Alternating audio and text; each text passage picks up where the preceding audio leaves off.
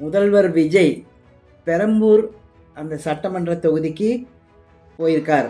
அந்த எம்எல்ஏ அலுவலகத்தை திறந்து வைப்பதற்காக பெரம்பூர் போய் பெரம்பூர் மக்களுக்காக நன்றி சொல்வதற்காக போயிருக்கார்.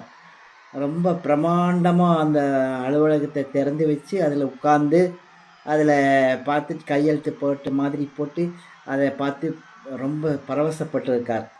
பெரம்பூர் மக்கள் ரொம்ப வரவேற்பு கொடுத்துருக்காங்க. காரை விட்டு இறங்கி ரொம்ப தூரத்துக்கு நடந்தே போனார் அப்படின்னு சொல்கிறாங்க. பார்த்தோம், நம்ம செய்திகளுக்கெல்லாம் பார்த்தோம். ஆனால் பாருங்கள், இப்போ இதில் ஒரு விஷயம் நமக்கு நல்லா பாராட்டப்படக்கூடிய ஒரு விஷயம் இருக்குது இதில். அது என்னன்னு கேட்டிங்கன்னா, இப்போ அவர் வரும்போது அந்த கார் பெரம்பூர் வழியாக வரும்போதும் சரி, நடந்து வரும்போதும் சரி, காரில் வரும்போதும் சரி, எந்த விதமான கொடி கம்பங்களோ, எந்த விதமான வரவேற்பு விளம்பர பேனர்களோ எதுவுமே இல்லை. நீட்டாக இருந்துச்சு ரோடு. நீட்டாக எந்த விதமான கொடி பறக்கிறதோ அல்லது தோரணங்கள் கட்டுறது, இந்த வாழை மரம் வைக்கிறது, அதை வைக்கிறது, இதை வைக்கிறது, அந்த மாதிரிலாம் எதுவுமே இல்லை. நீட்டாக இருந்துச்சு.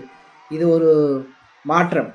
இந்த மாற்றம் இதே மாதிரி தொடங்கணும். இந்த மாற்றம் இதையே நம்ம முந்தைய காலத்தில் திமுக ஆட்சியில் சரி, அதிமுக ஆட்சியில் சரி, திராவிட கட்சிகளுடைய விழாவில் நீங்கள் பார்த்துருந்தீங்கன்னா எப்படி இருந்திருக்கும்?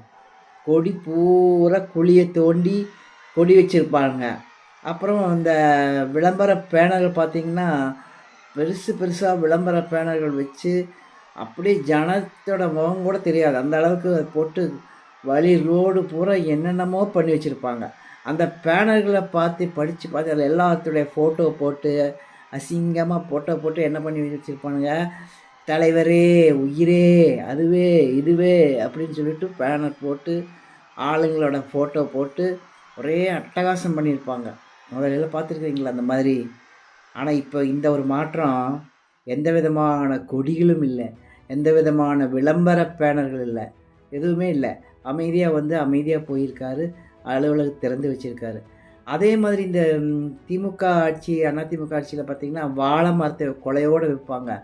அதை இந்த தொண்டர்கள் 200 அந்த தொண்டர்கள், திமுக தொண்டர்கள் அதை வெட்டி அப்படியே எடுத்துகிட்டு போவாங்க. பார்க்குறக்கு இதெல்லாம் இந்தியா முழுவதும், உலகம் முழுவதும் அந்த சேனல் எல்லாம் மக்கள் பார்க்குறாங்க. தமிழ்நாட்டு மக்களை எவ்வளோ கேவலமாக நினைப்பாங்க. அந்த அளவுக்கு இவங்க ஏன் அதையெல்லாம் வைக்கிறாங்க? ஒரு வாழைத்தார் வைக்கிறது, அந்த கொலையோடு வச்சு அதையெல்லாம் வெட்டிட்டு போகிற அளவுக்கு விடுறது, இந்த மாதிரி அசிங்கம். இந்த மாதிரிலாம் இதோடு நிற்கிறது இது நல்லதான். எந்த விளம்பர பேனர் இருக்கக்கூடாது, எந்த கொடிகளும் இருக்கக்கூடாது, எந்த ஆர்ப்பாட்டம் இருக்கக்கூடாது.